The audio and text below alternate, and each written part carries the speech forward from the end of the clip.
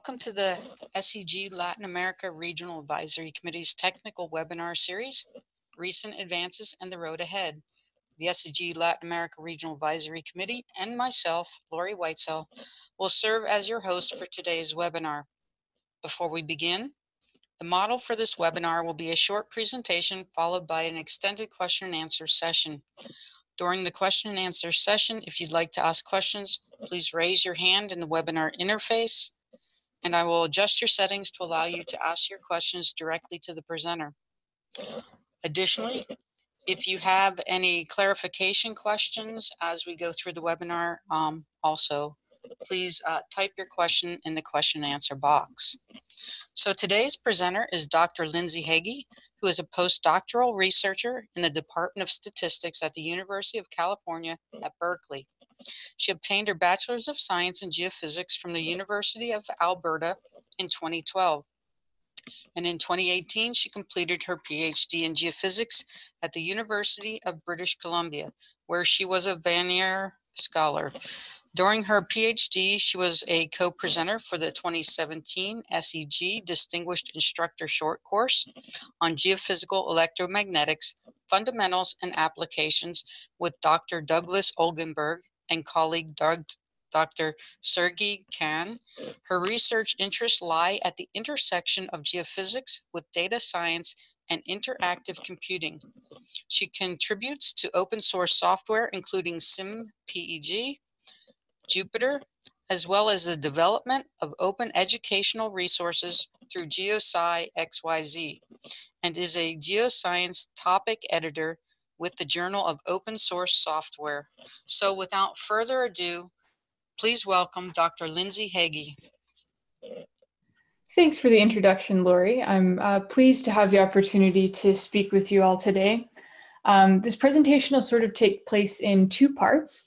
I'll talk first a bit about some of the research conducted during my PhD. So this is looking at steel-cased wells with electromagnetic surveys.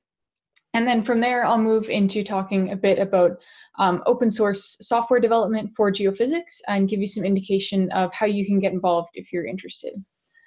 So the first thing I wanted to do is just give you a link here. So this is a link to the slides if you would like to follow along. So I'll give you a moment just to jot that down.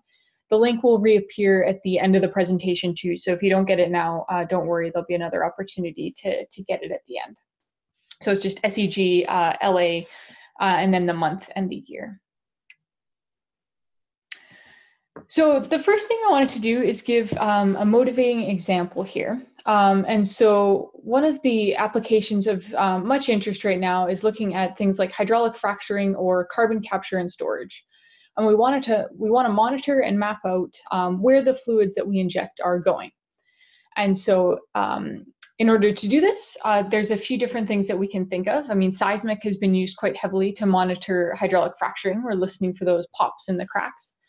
But another thing that's potentially directly sensitive to the fluids and the sand or proppant that is injected is electromagnetic methods.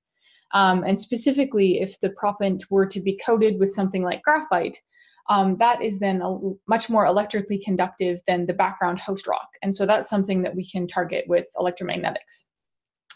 But the challenge here is that we also then have steel-cased wells in the domain. And so steel is highly conductive. It also has a large magnetic permeability. So it's going to have a big influence on the electromagnetic signals. So to just give you a sense of where that comes into play, I've got Maxwell's equations here on the right. And so if you look at the bottom, we have the constitutive relationships. And so we have Ohm's law, J equals sigma E. And so sigma here is the electrical conductivity. And so that is one area where we're going to see the influence of steel coming in. And then the other aspect here is the magnetic permeability. Often in electromagnetic surveys, magnetic permeability is ignored. It's assumed to be that of free space because usually conductivity is the big kid on the block. It's the main, it varies by orders of magnitude, and so it's the main influencer on electromagnetic data. But in this case, the magnetic permeability is large enough that we cannot ignore it. So I'm going to go through and we'll break down sort of each of these contributions. So to have a look here, we're going to look at three different aspects with respect to the casing. We'll start by looking at some software for numerically modeling the casing. Then we'll go in and look at some of the fundamental physics at DC, and then we'll move into time varying fields and we'll look at electromagnetic responses. So first of all, as I mentioned, we have steel in our domain, and it's very thin, it's very long, and so it's a strange feature to try and model when we're also wanting to consider geologic structures, which vary on the scale of maybe tens to hundreds of meters. Steel is also tends to be about 10 to the order of 10 to the power of 6 Siemens per meter, whereas the background geology that we're looking at is maybe 10 to the negative 1, 10 to the negative 2. So that can be up to an 8 order of magnitude contrast between the casing and the background. And so in order to actually quite accurately discretize this and really get a sense of what's going on with the physics, we've developed a 3D cylindrical mesh code where you can actually run Maxwell's equations and simulate Maxwell's equations. So instead of discretizing in X, Y, and Z, as you typically would on a tensor mesh, in this case, we discretize in the radial direction, in the azimuthal direction, and then also in the vertical direction. And so we wrote a paper about this where you can actually see a few examples and see some comparisons that we've run with other software in the literature. And this is all implemented in SimPEG, which is an open source software package for simulation and parameter estimation in geophysics. And I'll come back at the end of the presentation and give you some more detail on that. But right now, the thing to note is it's fully open source. Meaning that if you want to use it in your research or if you want to use it in industry applications, you can. You can also adapt it as you need to for the problems that you're working on. And we also have, for this cylindrical example, we've got DC resistivity hooked up, as well as frequency domain electromagnetics and time domain electromagnetics. So if we actually want to start putting that code to use, one of the things that's useful to look at is go back through some of the literature and take a look at what were some of the derivations that were done in the earlier days of studying steel-cased wells. And so in the center of the slide here, I've got an image that was sketched out from the seminal paper by Kaufman. And so there's a few interesting things to point out here. So A is the location of a positive electrode. And you can see right in the immediate vicinity of the electrode, we have some negative charge buildup on the inside of the casing. And we have some positive charge buildup basically along the entire outside of the casing. So this negative charge buildup, when we have a positive charge here at A, we have currents that are basically going to go radially out from this. And so here, when we have an inside fluid that's going to be more resistive than the casing itself, we get a negative charge buildup on that inner wall. And then as the currents leave from a conductor into a more resistive background, we have positive charge buildup. And so in Kaufman's paper, he breaks it down into basically three different regions. We have the region very, very close to the source, and that's where we have this negative charge buildup. We have the region that's along the casing, but further away from the source, where we don't see negative charges, but we see positive charges. And then he looks at the region very far away from the well. And so here we're going to zoom in and see if we can actually replicate this behavior running a numerical simulation. So we've got a few things plotted. In the top plot here, top two plots, we have charges. So A shows the total charge. This red blob here is that A electrode. And then we see some negative charge buildup on the inside wall right near there. I've saturated the color bar a bit in B and just removed the source electrode. So we're looking at secondary charge here to give you a sense of how far those negative charges extend. And so in Kaufman's paper, what he predicted is that it would extend about 10 radii vertically. And so if you actually look here, that's about what we are getting with this near source range is what we're seeing there. And then the currents follow similar behavior, right? So we have some currents that go radially directly away from that source in the immediate vicinity of the source. But then as soon as we get further away, sorry, this is the currents, D is currents. As soon as we get further away, they're going basically up and down along the casing because it's like a high conductivity pathway for those currents to go. And then as we go away from the well, they're basically all horizontally outwards.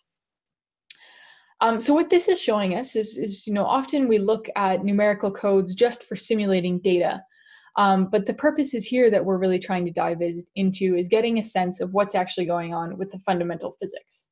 And so by comparing this sketch here that we're actually getting from the numerics with Kaufman's derivation, it gives us a lot of confidence that we can actually physically interpret what's going on with these numerical simulations. So there's a few other things to point out. Kaufman, as well as Schenkel and Morrison, did a fair bit of work looking at how are currents and charges distributed along a well for varying lengths of wells. So what I've done here is we're plotting the depth divided by the casing length is on the x-axis. So it's basically just sort of normalized over the casing length for 5 different well lengths. In the top plot, we have currents, and in the bottom plot, we have charges. So let's start by looking at a short well. So if we have a well that is 250 meters long, we put a source at the top of that well. Then the currents basically decay linearly along the length of the well. And correspondingly, we have basically a uniform charge distribution along the length of that well. So the well is short enough that we put in a whole bunch of charges and they spread out almost uniformly along the length of the well. As the well gets longer, we then actually start to see an exponential decay behavior, where you put in some charges at the top, and there's going to be more buildup near the top than there is near the bottom of the well. So this is important to consider when we're looking at survey design. So there's a lot of interest in using steel case wells to help get current to depth. And we can see that that's happening, especially for a short well. We're able to basically inject current, and it's helping us deliver current to depth. But if you do have a very, very long well, you're in better shape if we can actually get a source deeper, because the currents are going to decay exponentially away from that source. This also has impacts when you're looking at if we want to try and approximate the well. So on the simulations that we're running a very fine discretization, so 4 cells across the thickness of the well, which is fine if you're running on a cylindrical mesh. But if you want to start going into larger 3D meshes and things like that, that might become computationally prohibitive. And so perhaps you want to try and come up with some approximation of the well. And so at least for DC simulations, what you can do is replace the hollow cased well. You can fill it in, but you can preserve the cross-sectional conductance. So rather than treating it as a hollow cased well, treat it as a solid cylinder, but reduce the conductivity so that this cross-sectional conductance is preserved. So it's basically the same idea as flowing water through a pipe. If we change the radius and also change the rate, we can preserve how much current is going through there.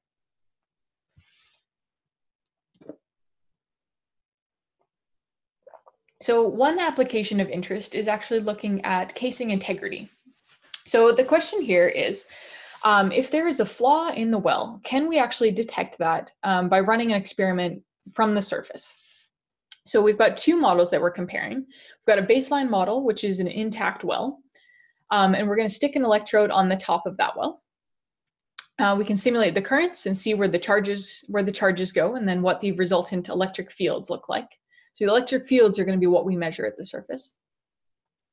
And then we can run the same experiment for a well where we've introduced a break at 500 meters depth. And so if we look here at the currents, by introducing this resistive gap, we basically see that most of the current, once it gets here, it's all dumping out in the top. And it's a little easier to understand when we look at the charges. So we've introduced all of these charges at the top of the well, but rather than spreading out along its entire length, they're basically truncated where that break was introduced. And so what that means is that the electric field near the surface is increased. And so this is the signal that we would be looking for if we're trying to detect if there is a flaw in the well or not, is an increased electric field relative to what we would expect. So if we actually want to run an experiment, this is looking at electric fields at the surface. So previously we were looking at a cross section through the well. Now we want to look at electric fields at the surface. So what I'm plotting On the top, we're showing the primary electric field for, we've got an electrode here, the red location, and then the second electrode is further out. So each of these plots is showing just different return electrode locations. So the top one, it's plotting off the chart because it's further away. And then in the subsequent plots, we're bringing that electrode closer. Then below what we have is the secondary response. So what this is this is the signal due entirely to the flaw. So if we simulate a flawed well and an intact well, and then we subtract those responses, this is what you get. And so the first thing to note is basically no matter where the return electrode is, we're basically getting the same response. It's a cylindrically symmetric response because the casing, we've introduced like a cylindrically symmetric flaw, right? All we've done is basically taken all of those charges that spread out along the entire length of the well and bunched them up. So what this tells us in terms of survey design, we know that we want to make sure, first of all, that the secondary signal that we have is above some noise floor. So I've cut off arrows here that are below 10 to the negative 7. So if we treat that as our noise floor, we can see that these data are measurable above the noise floor. That's one criteria. The second criteria is that the secondary response is a significant percentage of the primary. So if the primary field is very, very large, we're not going to see this small signal. And so what we can do in this case is you can see, let's look at data along this white line here, which is perpendicular to the line where we have the source. So if we have a very far return electrode, most of the primary field is still in line with this line. And so it's in the same direction as our secondary field. So what this means is the primary is very strongly coupled with the data that we're measuring. So it's less likely that we're going to get a strong percentage of the secondary response in a survey like this. If we start bringing the electrode closer, we start to introduce more curvature in the fields. And so what we are effectively doing is we're reducing coupling with the primary along this line, because we know that the data that we want to measure are radial. And so if we look here in B, the radial component of the primary field is much less because we've introduced this curvature. So this is a second survey design aspect, is that the return electrode can be used to reduce coupling with the primary. So those were looking at the well as a target, and that is true in the casing integrity experiment. But a lot of the experiments that we might be interested in are if we are searching for a target. And so this might be in a carbon capture and storage experiment or in a hydraulic fracturing experiment. And so what I've done here is we introduce a conductive target and a resistive target. And it's through a well. You can't see the well on this plot, but the well goes down to 1 kilometer. You can see it with the currents lighting up along the casing. And again, we have, in this case, we've connected an electrode downhole. So it is centered with the conductor and the resistor, and then we have a return electrode on the surface. So let's start by looking at the conductor. So here what we see is that as we have currents that are going out, they're leaving a conductive target and going into a more resistive background. We have a positive charge buildup along all of the boundaries of this target. If we look at the resistor, the behavior is a bit more complicated. So these boundaries, where we have currents going from a resistor into a conductor, we get negative charge buildup as we would expect. But these top and bottom boundaries are a bit unexpected. Here we have positive charges that are building up. And so this is a bit non-intuitive. If we ran a simple experiment where there were no casing, we would expect that all of the charges be negative along those boundaries. But here, since we have a casing that's present, the behavior of the currents is just simply more complicated. And so we actually have some currents that are diverting above and actually entering the resistor. And you can sort of see that subtly here. You can see a bit of curvature here. So what this actually means in terms of data that we measure is here the response that we're going to see from a conductor is much stronger than a response that we will see from a resistor. And so we've got the data plotted here for conductive targets and resistive targets. So if we look at the red line, that is for this conductive target that we've simulated here. It's orders of magnitude larger than an equivalent resistive target. All right, so in summary, from DC resistivity, there's a few different things that we have learned. That the behavior of the currents, they depend on the product of the conductivity and the cross-sectional area of the casing.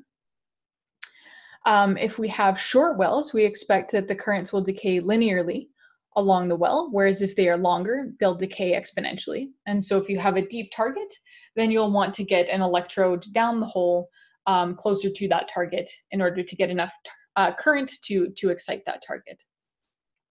And then we've also seen that the return electrode can be used to reduce coupling with the data, with the primary field along lines where we wish to measure data sensitive to the targets. So the next thing I want to do is now move from DC resistivity and look at electromagnetic experiments. And so what we're going to do is we have an experiment here where we've got a return electrode 1 kilometer away from the well and a positive electrode connected to the well. So current is going from our negative electrode in the wire to the positive electrode. And then in the subsurface, it goes along the casing and goes back to this return electrode. So this is the DC state. And so what we're going to do is break down and see what happens through time. Before I do that, what I want to do is show you an experiment where, first of all, there's no casing present, and we're just going to walk through what's going on. So if we start that here, sorry, I'm just going to pause that for a second. Let's see if we can. So there's 2 electrodes here. There is the negative electrode here and the positive electrode here. And remember that the current was going from the negative to the positive. So immediately after we shut off that current, what happens is an image current is introduced. And so this basically tries to mimic the current that was in the wire. So we have current that's going the opposite direction to the formation or the DC currents that were initially set up by these 2 electrodes. And so this creates a bit of a current circulation. And so if we then watch through time, that then just diffuses out and away. And so it's a bit more involved because we do have these 2 current systems at play, and these 2 current systems are going to be important to consider. As we have these formation currents, which are basically always going from the positive electrode to the negative electrode, and then we have this image current, which is going in the opposite direction, and then that causes a circulation that diffuses, and through time it diffuses. Okay, so that's with no casing present. If we move on to the case where we do have casing present, oh, do I see a question? Sorry. Let me just see if there was a... Yes, I think we have a question, but I think it's... Oh, it's for later on. Okay, sounds good. Okay, so now that we've got the map of, we've got formation currents and image currents, now we're going to introduce the casing. And so we started at DC. This is a little blurry, but it'll get sharpened when I play the video. We have the current going from the positive electrode and from the casing to the negative electrode. Oops. Okay, so it's starting from positive to negative, and then immediately we have this image current that develops. But now the behavior is a little more complicated. I'm going to see if I can step it back just a little bit. Oops, sorry.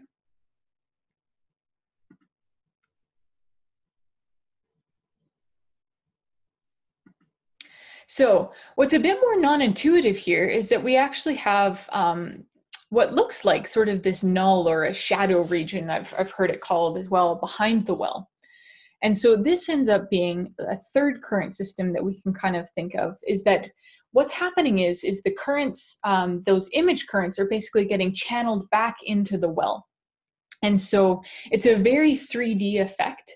And what you can think of is that image current that was going out. So we saw that one diffusing out in the previous example. All of those currents are basically getting channeled back into the well, where they go down the well because it's so conductive. And so this leads to this shadow zone behind the well. And you can see this in data, and I'll show you an example of that afterwards. And so the behavior here is a bit more non-intuitive, but as you go to later time, it then diffuses back to the DC. So if we actually look, So if we look at a few snapshots through time, we're looking at 1 millisecond, 5 milliseconds, to 10 milliseconds. This is just snapshots of the video that we saw. And that was just for a conductive well. If we introduce permeability, so now the well is also magnetic, that further complicates things in that basically what it ends up doing is the response lasts longer. So at early times, at 1 millisecond, the currents in the earth are fairly similar. But as we go later through time, we can see that there's still current in the well. And so there's still an influence of the well much later than you would expect only if it is a conductive well. So what this is showing is that in early times, the permeability might not be as important to consider, but as you go in later times, for the data, if we want to accurately simulate data, the permeability of the well is going to be a very important factor to include in numerical simulations. So what I want to do here is zoom into the well. So what we've got is I'm looking at, on the top row, we have a conductive well. In the bottom row, we have a permeable well. The radius is very small, so the aspect ratios of what we're looking at is a little challenging. So we're going up to 1,200 meters in depth, and we're only going out basically 0.05 meters radially. So at DC, we see both of these at 0 milliseconds. The responses, the behavior of the current is very similar. We have currents just going down the well and out. And so these look nearly identical. As we shut off the current, you can see some impact of the image current. For example, if you look here, we see currents coming into the well, going down and out. We see that in both cases. But as we go later in time, let's look at 5 milliseconds. This is where we really start to see some of these interesting differences. So for the conductive well, we have currents coming in, going down, going out. For the permeable well, what we actually see, you can actually see it fairly well here at the 5 milliseconds, is there's this poloidal current that has developed. On the inside of the well, we have current going down. On the outer part of the casing, we have current going up. And this is all happening inside of the casing. You can see it here again at 10 milliseconds. So we have this poloidal current that seems to be due to magnetic permeability developing inside the casing. So to try and understand this, we can go back to Maxwell's equations. So we'll break this down step by step. So in A, what we have is we have currents that are going down the well. And we know that by Ampere's law, currents are going to produce a rotational magnetic field.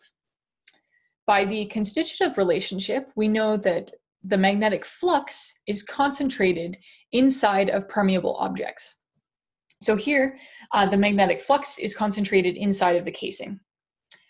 Then by Faraday's law, we know that when we have a time-varying magnetic field, because all of this is varying through time, we get rotational electric fields that develop. And then by Ohm's law, those are concentrated inside of conductive material. And so here we can see basically that the permeability is the source for this non-intuitive poloidal current that's developing. And that's not something that can be developed if you consider conductivity alone. So just to give an insight into what's going on when we actually look at data, these plots here are looking at cross sections of electric field at the surface. So I've got conductive on the top row, a permeable well in the center row, and then the difference in the bottom row. And then on the right-hand side, those are just different plots through space, and then this is at the red dot through time. So it's a lot of information, but let's focus in on these plan view plots on the left here. So first of all, one of the things that you might notice, see that dot here that we're looking at, that's sort of null. And you can see it quite strongly here. That's that shadow zone that I was referring to in that video. This is where we get that 3D effect of basically currents that get channeled back into the casing. And then the other thing to note here is that we see that the impacts of the casing last much longer in the permeable well than they do in the conductive well. So at the 5 milliseconds, for example, there's a very large difference between the fields that we measure for a permeable well than a conductive well. And this plot here is just meant to drive home that point, that we can get differences that are on the order of 200% between if you considered permeability versus not in the simulation. So with respect to some of the impact points from looking at electrical conductivity and magnetic permeability in EM simulations, there's 3 sort of current systems to think about when we are thinking about what happens with an EM field in a setting with a steel-cased well. If there's those galvanic or formation currents, those are the same as what we see at DC. There's the image current that is produced when we shut off the wire. And then the casing causes these currents to be channeled in somewhat non-intuitive geometries. And then the other thing is that permeability in this case is a non-negligible parameter. It is something that needs to be considered, especially if we're simulating later time data and trying to get accurate responses. So there's still a lot of questions to be addressed when looking at EM in settings with steel-cased wells. All of the examples that I showed you are with vertical wells. And most of the settings, if we look at hydraulic fracturing, for example, a lot of those are horizontal or deviated wells. And so that's a different geometric complication that we will have to think through as we want to actually apply some of these methods out in the field. The other thing is there's often multiple, there's more infrastructure than just a single well. We need to be worried about interacting steel-cased wells. So often wells are drilled from a pad. And so there's more than one well that needs to be simulated in the domain. There's often pipelines and things like that on the surface. And so these are all electrically conductive features that are going to need to be considered. And with that, we want numerical simulations to scale so that we can run many of them. We can actually then start to perhaps address the inverse problem, where we can try and image these conductive or resistive features that might correspond to hydraulic fractures or carbon capture and storage, the carbon plume. So clearly there's lots of work yet to be done in this space. And so what I want to do now is move into some of the work that our group has done on developing open source resources for research in geophysics, and give you a few ideas of how you can get involved, and if some of these problems are of interest to you, how perhaps you might be able to pick up some of this software that's been developed and dive into some of these examples. So this slide that I want to show was originally presented by Doug, who was my PhD advisor. We held a workshop in Banff at the Banff International Research Station a couple of years ago. And we're trying to look at, if we look at where the field is going, we're in an interesting time where the amount of effort that it takes to actually solve a multidisciplinary problem is quite involved. You need to know some geology, geophysics, perhaps some engineering, to start actually answering the questions that we want to answer about the subsurface. At the same time, we're seeing that the complexity of algorithms that we need to solve, like 3D EM, especially if you look at airborne 3D EM, for example, these are non-trivial problems. They have been solved, but it's non-trivial to implement. And so what this graph is trying to depict is basically anything diverging away from the x-axis requires effort. And so if we actually want to solve a multidisciplinary geoscience problem that requires some of these high performance algorithms, what we need to do is basically integrate the area between these two curves. And that gives us how much effort it takes to solve a problem. And so at one point in time, I think it's quite possible for someone to jump back and forth between these two curves. to develop a 3D magnetic inversion and incorporate that into their geologic interpretation. But as we progress through time, I think it becomes fairly clear that no one person is going to be able to solve both of these problems simultaneously. We're going to need some mechanism to transfer ideas across this boundary so that in order to solve these multidisciplinary applied problems, you can actually pick up some of the algorithms that are at the state of the art, and vice versa, so that multidisciplinary applied problems can actually drive what we need from new algorithms in the future. And so one of the ways that we're trying to make progress on this front is by breaking down, like, what are some of the things that we actually want out of a software, out of a framework for working on these types of problems. So a lot of these things that we're listing here, modularity, declarative, extensible, these come from ideas in software development. So by modular, what we mean is that we want our tools to basically be a set of building blocks. And so that as you approach a new problem, you have your toolbox of things, and we can actually assemble the right components to solve the problem that you need to. By declarative, what we mean is we want the code to be very reflective of the problem you're trying to solve, so that you don't have to adapt the way you're thinking about the problem to the implementation. And I'll show you an example of what I mean by this. Extensible, by this we mean that we want people to be able to plug in new components. So if you have an idea in an inverse problem for plugging in a new form of regularization, or maybe you want to do a joint inversion and have an idea of a different coupling between parameters, cross gradient or something of that sort. We want to be able to just plug in that brand new component and have the rest of the pieces still be at your fingertips and immediately usable for that problem. And finally, I think this is one of the most important pieces, is that these tools be open. This facilitates reproducibility, which is something quite fundamental to science, but it also opens up opportunities to work with other people. And I think, as we show with this plot, I mean, that is going to be an essential thing for making progress in the future.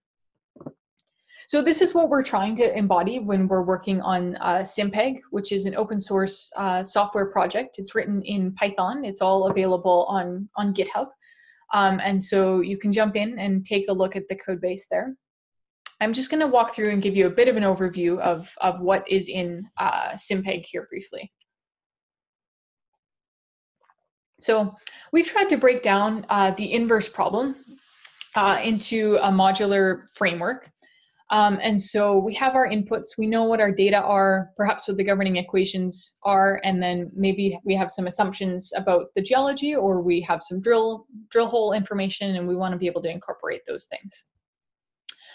And then here we've broken down the inverse problem into basically two main components. We have the aspect of the forward simulation. So this actually lets us simulate fields and predict data. And then we can plug that into some of the inversion components. And the inversion, we're going to frame it as an optimization problem, where we try and fit the data and also satisfy some assumptions in the regularization. As I mentioned, this is all implemented in Python. And so one aspect of what I meant by declarative is that each of these components that we sketch out in our framework diagram are actually implemented as modules within SimPEG. So the first thing, and we showed a lot of examples of this in the first part about casing, is the forward simulation, is the ability to discretize your problem and predict data. The way we do this is we have finite volume meshes plugged into SimPEG. So I showed you the cylindrical mesh. We also have tensor meshes, octree meshes, and rectangular or curvilinear meshes. Each of those can be used to simulate data for a variety of different physical equations.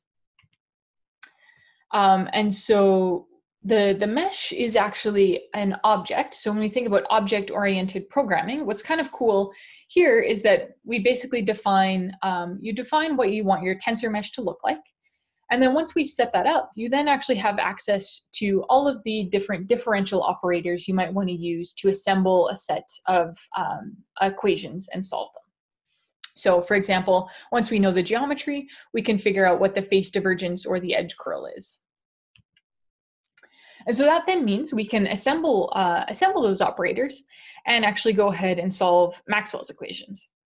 And so this is another example of what I mean by declarative, is that here we can write down what the discrete version of Maxwell's equations are in math, and then have that basically be very much reflected in the way that we write the code.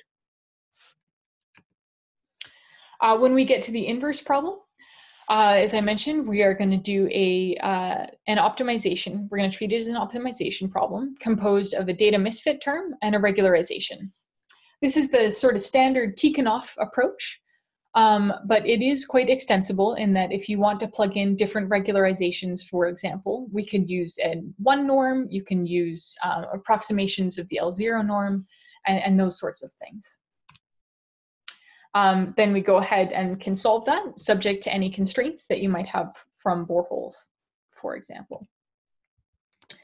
And so I showed you a lot of examples from electromagnetics, but the SimPEG framework is general beyond that. There are magnetics, gravity, there's also induced polarization and fluid flow, all plugged into one common framework. And so this is quite exciting in the possibility of actually having these methods work together in the future. So as I mentioned, SimPEG is part of a larger open source ecosystem. And so some of these icons you might be familiar with if you've seen some of the Python ecosystem. So this is the Python logo. Jupyter, if you've seen their interactive computing, it's a framework for interactive computing. And so I'll show you an example of that briefly. And then these are just indicate a number of other core packages within the Python ecosystem. And so what's exciting about this is, we work on the geophysics component, but we can plug in and leverage advances that are made in this broader ecosystem. So if you wanted to start incorporating things like machine learning, for example, there are other packages that already do that.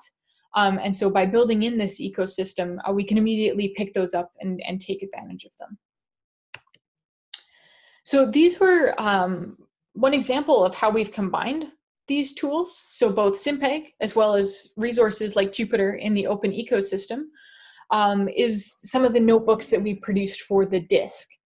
So the Distinguished Instructor short course that was run in 2017. And so this is one example where we've basically hooked up SimPEG to interactive widgets in Jupyter and delivered those to you on a project called Binder, which lets you run computations in the cloud, so that you can actually go in and just start playing with DC resistivity experiments through a very rich interface rather than having to deal with the code. So these have been extremely powerful in educational contexts. So I mentioned this was used in the DISC, and you can still access all of that material through geosci.xyz. The EM module is the one that was used, is the primary textbook for the DISC. And then all of the lecture slides have been archived on the DISC site itself. And so if this is something you're interested in going a level deeper on, you can access all of the code and all of the material that was produced for that course.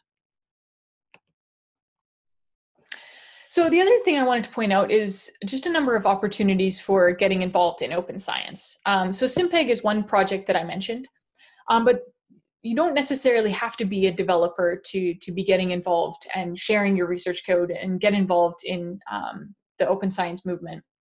And so I wanted to point out a few resources. I won't go through these in detail, but if you have questions, you can certainly ask. I mentioned my Binder.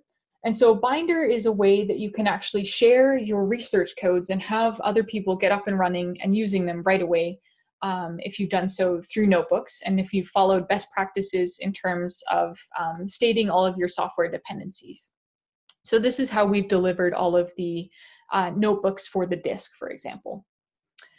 There is going to be a SciPy Latin America conference in October, and that'll be in Bogota, Colombia.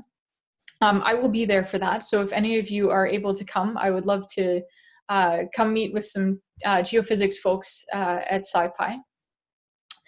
And then I wanted to just give you also an idea of a number of other projects, and this is only a small sampling of open source projects related to geophysics. So I've talked a lot about SimPEG, but there's EMPyMod, PyGimli, and Fadiendo that all tackle different aspects of electromagnetics, potential fields, either forward simulations and or inversions. OBSPy is a package that has a lot of resources for seismology. And there's a ton more out there. If you follow this link here to the Software Underground Awesome Open Geoscience page, there's a big listing of projects that you can get involved in. And so that could be contributing code or just getting up and running using that, using those packages, and perhaps contributing to the documentation, for example. So with that, I want to give a shout out to the large team of people who've been involved in pushing these projects forward, and open it up for any questions that you might have. Okay, thank you, Lindsay. That was a very informative presentation. Our first question that was asked a while ago was basically a general perspective from you as to the field of EM and open source software. What do you think the future really is going to be for this area? That's a big question. I think in terms of software and in terms of advancing the field, I really do think that these open projects are the way to go. I think that looking at things like airborne electromagnetics, looking at, problems where people want to look at anisotropy, magnetic permeability, start really diving into all of these details. It's going to be so important to have access and transparency around what's going on in the code base. Have multiple people looking at it. These are involved problems. And so I really do think that getting involved in some of these open projects, continuing to push these together as a field, are going to be how we actually develop robust tools that can continue to be used by others. Okay, thank you. Another question, what about other fields? Can you give us a few words about your open source journal that you participate in and you help edit, and its current impact on geophysical computations? For sure. So I think, as I mentioned in the abstract, there's a few fields that have really pushed forward and I think done an incredible job opening up science in their fields. So example, in astrophysics, they've really rallied the community around a project called Astropy, and that has become the de facto standard for computing in astrophysics.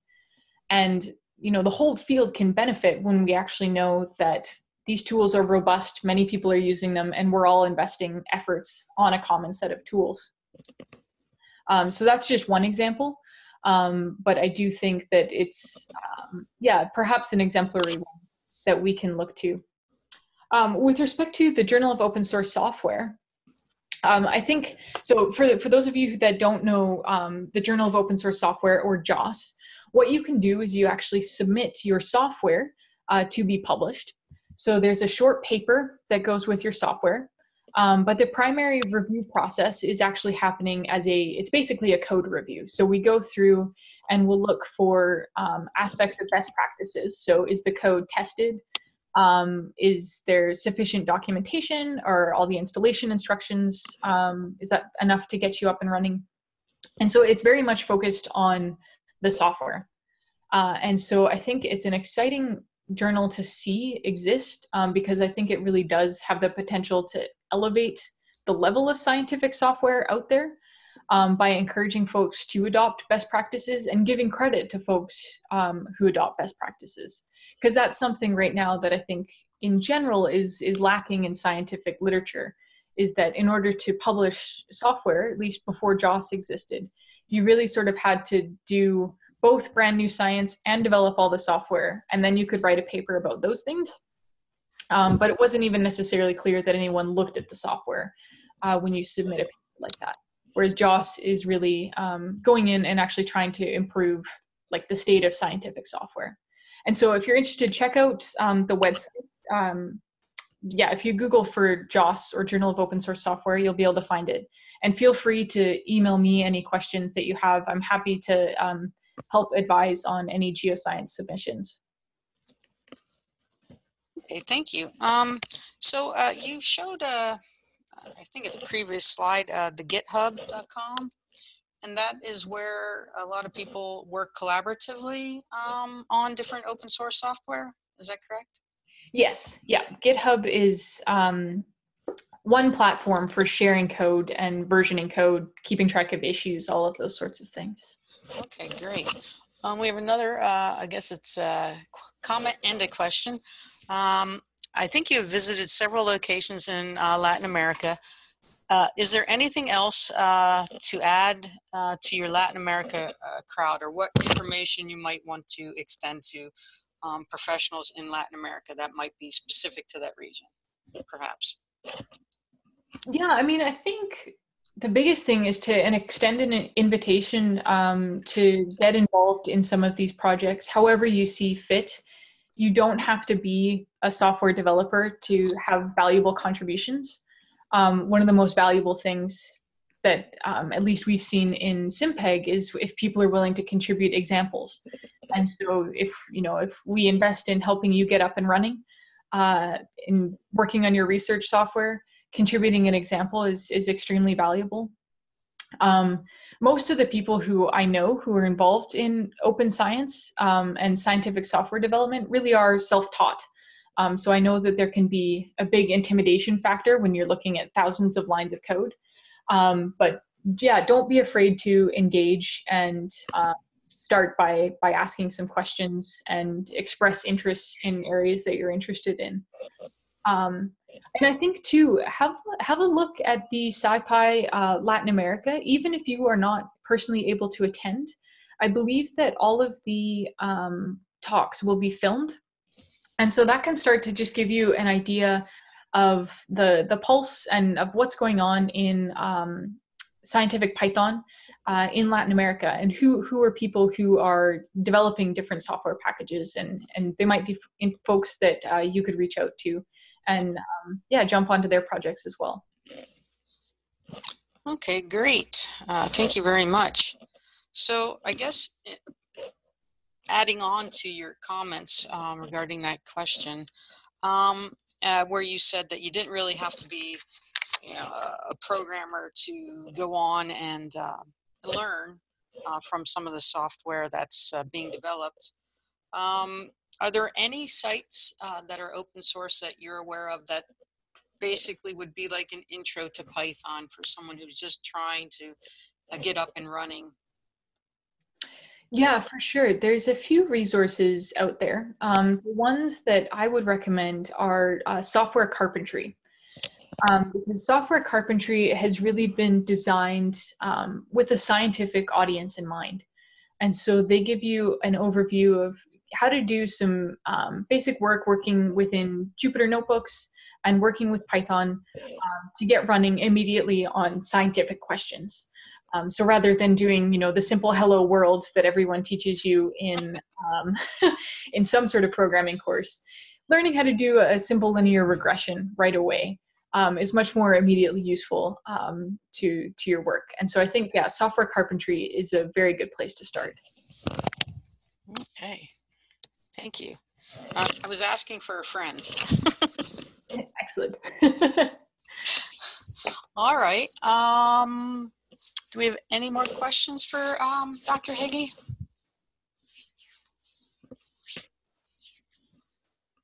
I guess we don't. Do you have any questions for us? Well, I think perhaps the last comment to put out is so if people are interested in getting involved in SimPEG specifically, if you go to the SimPEG website, there is a link for Slack. And so that is where a lot of conversations within the SimPEG group happen. If you can't find that, feel free to send me an email and I'd be happy to connect you there. It's a great place to just kind of get up and running. Okay, great. Thank you. I actually was following, I think, Matt Hall on Slack. He was doing some Python coding I actually can't remember the application at the time, but so yeah, I have seen a lot of back and forth on different Slack groups. So Yeah, yes, great. the one that Matt Hall, so that Software Underground organization, Matt Hall is very heavily involved in that, and so that's a great place to also connect with some people who are doing open source software for geophysics. Okay, well, these are lots of great links. mybinder.org, SciPy Latin America, I think is probably pretty interesting, and hopefully people will jot down this link here on the screen and go check it out. And you said all of the presentations are recorded? I believe so. I can double check on that. At least in the North America one they are. So I imagine that they would be for SciPy Latin America as well. Oh, okay. We have actually, thank you. We have another question. Well, it's a comment. I think it's Anna from Argentina.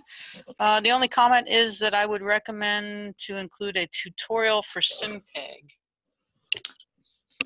That's a great point, Anna. We're working on building up more tutorials. We do have some available, and so if there's specific questions you're interested in answering, feel free to get in touch and we can point you to sort of the most relevant information right now. But I think you can expect in the coming months there to be a lot more tutorials and resources about how to use SimPEG. Oh, great. All right. If there are no further questions, and I don't see any, and no one's raised their hand, I guess we'll call this a webinar. So thank you, Dr. Lindsay Heggie. Thank all of you for attending the SCG Latin America Regional Advisory Committee's webinar as part of our webinar series, Recent Advances on the Road Ahead. Please look for our social media posts to register for next month's interesting talk. Thank you again for attending today, and thank you, Sergio, and everybody else who's part of the Latin America Regional Advisory Committee. And thank you, Dr. Heggie. Until next time, everybody have a great day. Thank you. Bye-bye.